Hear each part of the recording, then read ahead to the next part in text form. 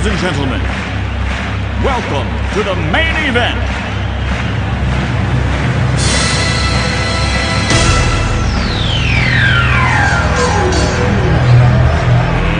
Let's get ready to rumble!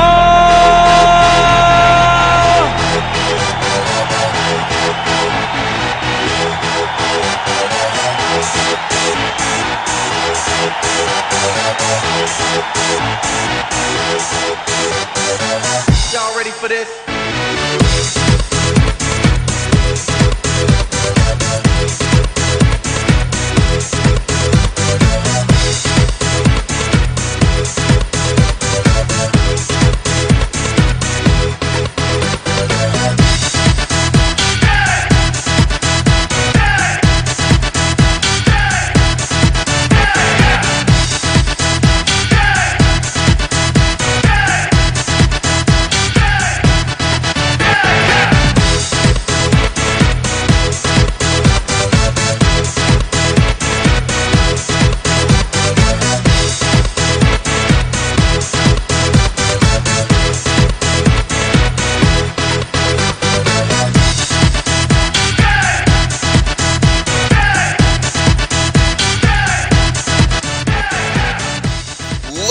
Gentlemen, greetings and good morning to everyone across LaPorte County and Northwest Indiana. Thank you for tuning in to Friday Night Spotlight, also in partnership with arenasportsnet.com, where every fan has a voice as we highlight scores, statistics, and analysis from Week 4's matchups across the Duneland Athletic Conference, the region of Northwest Indiana, and the state. Hello once again, fans.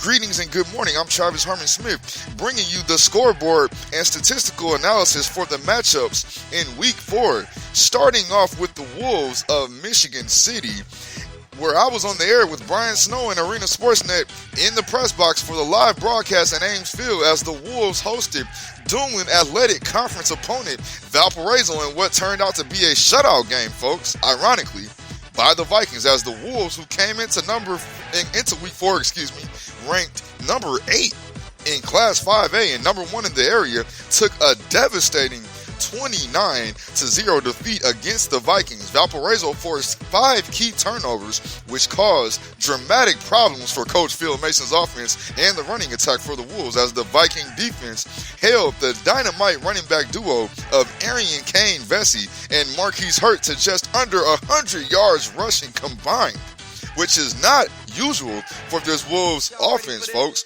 One other interesting note is that the Vikings also held Michigan City to just 5 first downs in the game, 111 yards of total offense, and 84 yards rushing. When you look at that, when you look at that loss from Valparaiso, that Valparaiso experienced in Week 3, blowing a 14-point lead against the LaPorte Slicers, the Vikings were looking for something to prove, folks. You know what I mean? Coming into Week 4 against Michigan City, the Wolves will fall to 3-1 on the season as they prepare for another Duneland Athletic Conference showdown in Week 5, which won't get any easier for the Wolves, as the Wolves will travel to Demarest Stadium to face the Maryville Pirates, which will be an exciting matchup coming up in Week 5. So I encourage all Michigan City residents and fans to hit the highway and support the Wolves on the road for Week 5 as they face the Maryville Pirates. Fans, let's now look at the scoreboard from across the Duneland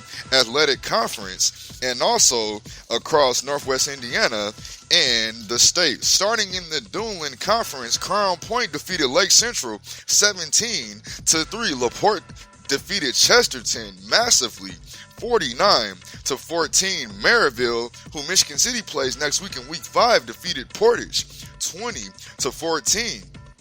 Going around Northwest Indiana, Griffith defeated Lowell 17-9. Highland defeated Hammond Clark 42-8.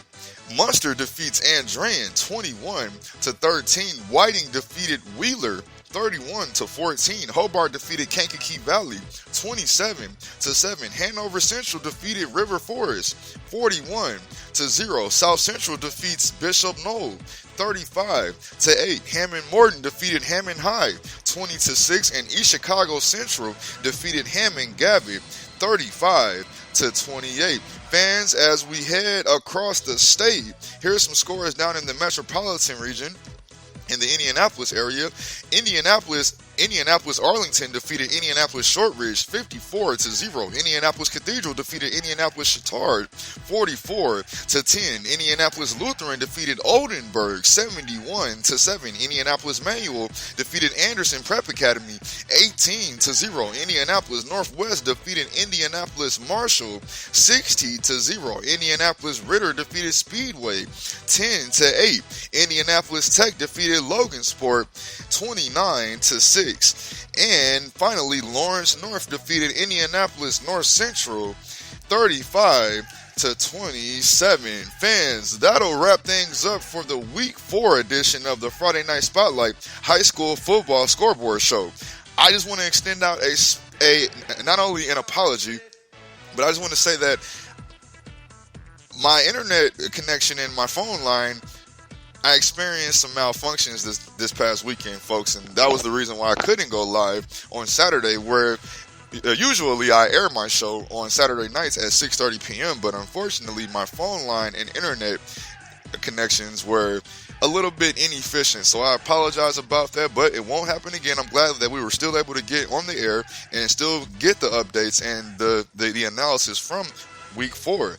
Once again, I appreciate everyone for being patient, and it won't happen again, folks. So you never have to worry about that again. Join me, Travis Harmon-Smith, every Saturday night at 6:30 p.m. for high school football updates surrounding LaPorte County and Northwest Indiana. Also, I would like to give a special shout out to my broadcast partner, Mr. Brian Snow from Arena Sportsnet, for all he's done this season. Fans, thanks for joining me. I'm Travis Harmon-Smith, and you're listening to Friday Night Spotlight. Everyone have a great afternoon.